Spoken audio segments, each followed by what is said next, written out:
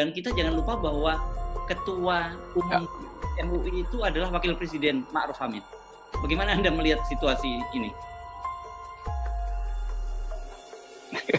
Ini keadaan yang kita mesti bukan hati-hati tapi curiga bahwa di dalam kesulitan ekonomi hari ini, di dalam ketegangan politik global di Cina Selatan,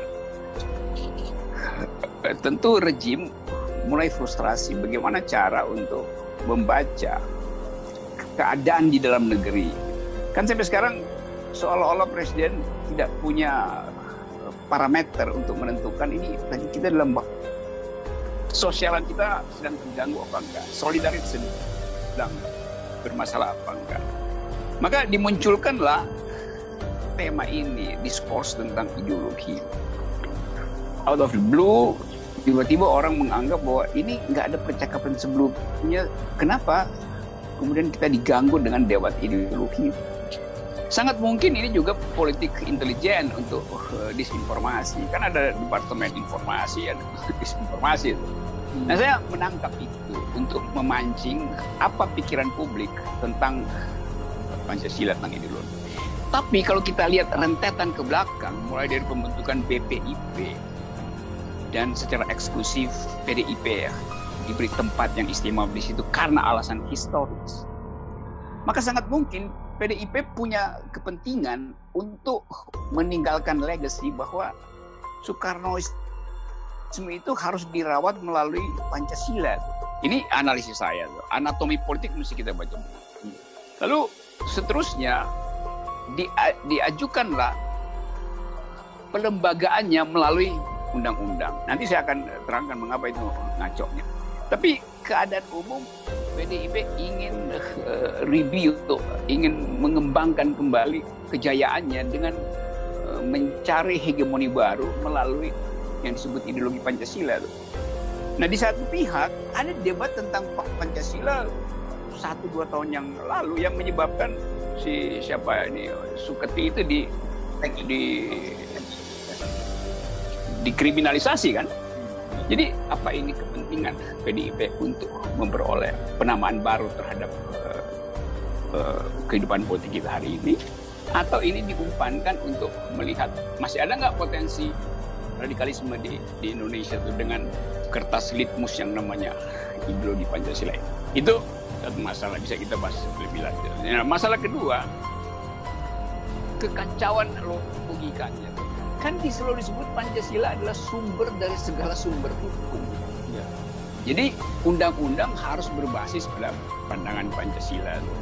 Kalau begitu Pancasila nggak boleh diundang-undangkan, nggak boleh dibuat undang-undang karena dia sumbernya. Sekarang dia justru disempitkan di dalam undang-undang menjadi undang-undang. Gitu. Ini kan pikiran bodoh. Jadi Pancasila dibikin jadi instrumental. Diperinci satu persatu. Loh, Pancasila itu bagian abstrak dari kehidupan berbangsa. Jadi begitu Pancasila dibekukan dalam, dia menjadi doktrin yang berbahaya. Kenapa? Karena sejarah Pancasila itu adalah sejarah perlindungan kekuasaan.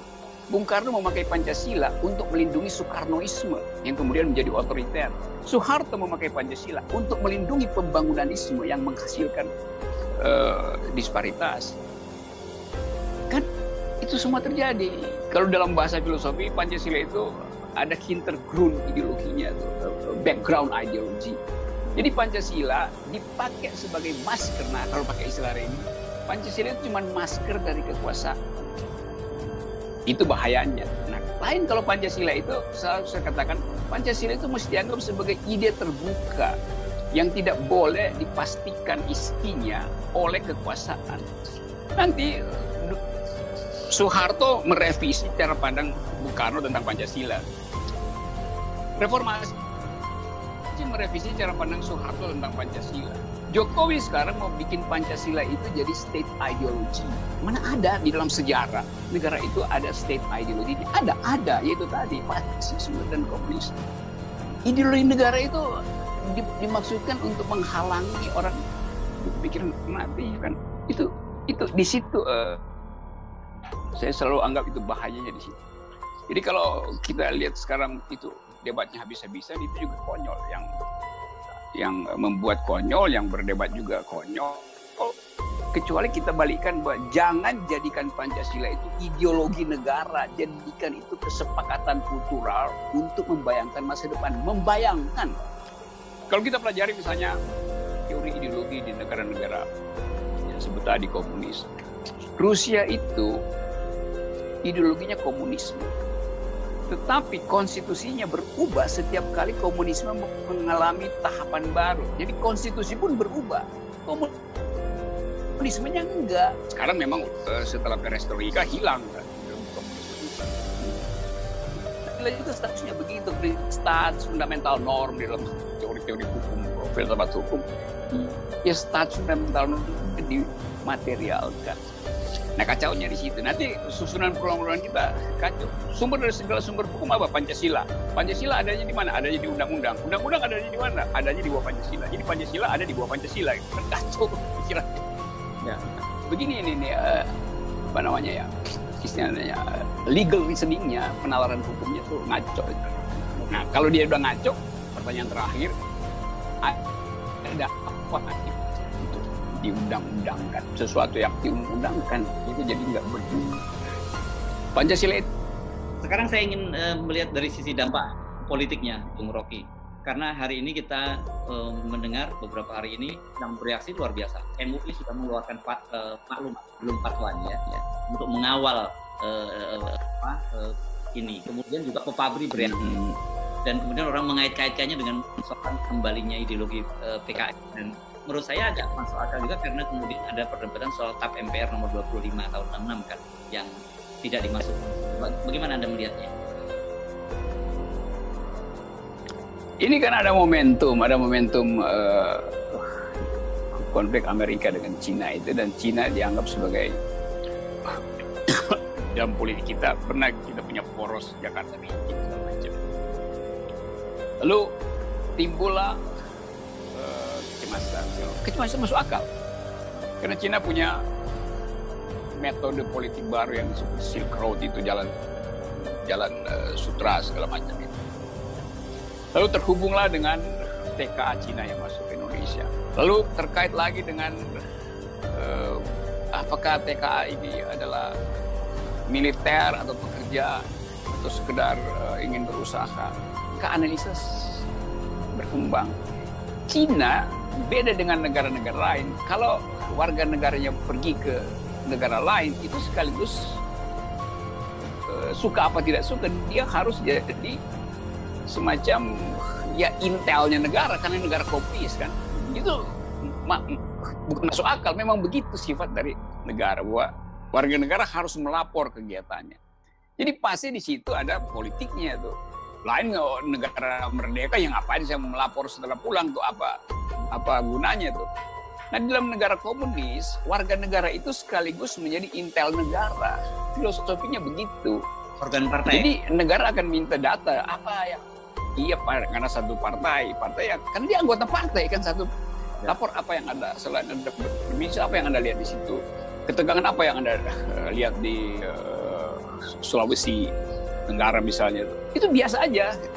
Nah karena itu kemudian terkaitlah dengan soal ideologi, karena dianggap bahwa PDIP di masa lalu ada Soekarno di situ. Soekarno pada waktu itu bicara tentang nasakom, nasionalisme agama komunis.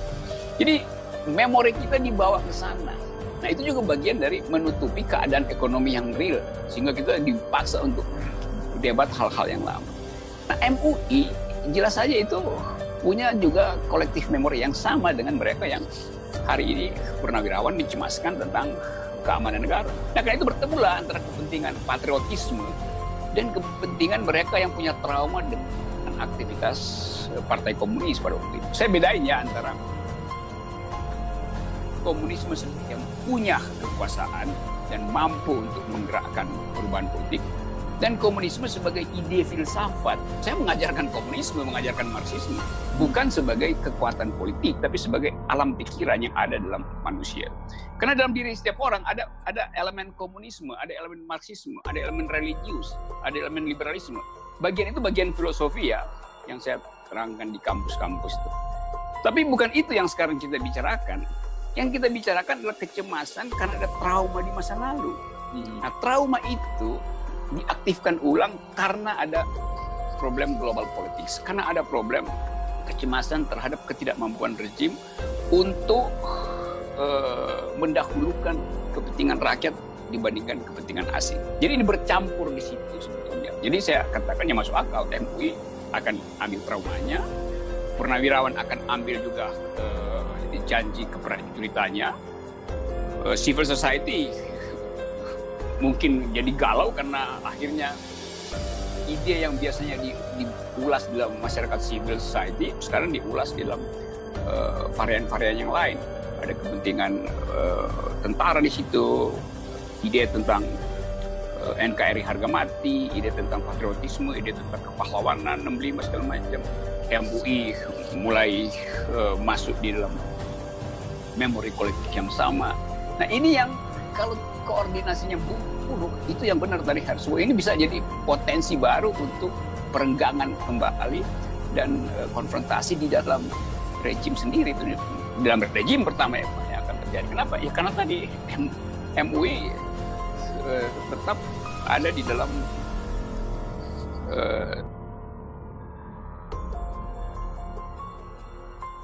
satu faktis tidak bisa siapapun. Nah, karena Ma'ruf Amin ada di situ, nah kita melihat Ma'ruf Amin akan bicara apa dalam keadaan itu. Ma'ruf Amin tentu juga seorang politisi yang membaca, ya mungkin ada rejim fatigue, ada bagian-bagian dalam rejim yang mulai rapuh. Tentu Ma'ruf Amin akan sebagai orang yang berpikir pragmatis dalam politik bisa mengambil alih isu ini untuk kepentingan dia sebagai politisi ya, bukan sebagai wakil presiden. Sebagai politisi Ma'ruf Amin berpikir, oke, kalau ada kesempatan saya mungkin bisa pimpin isu itu sebagai isu alternatif buat kepentingan rekod politik Ma'ruf Amin sendiri. Itu sekali lagi itu analisa aja. Nanti orang anggap Rocky Gerung bikin hoax lagi. Enggak, saya bikin analisis dari segi real politik. Dan Ma'ruf Amin juga mungkin berpikir ya teman-teman Muslim Society juga ada dalam konfrontasi yang sama. Ada Din Syamsuddin. Ya udah ini masuk lagi dalam analisis politik aliran gitu ya.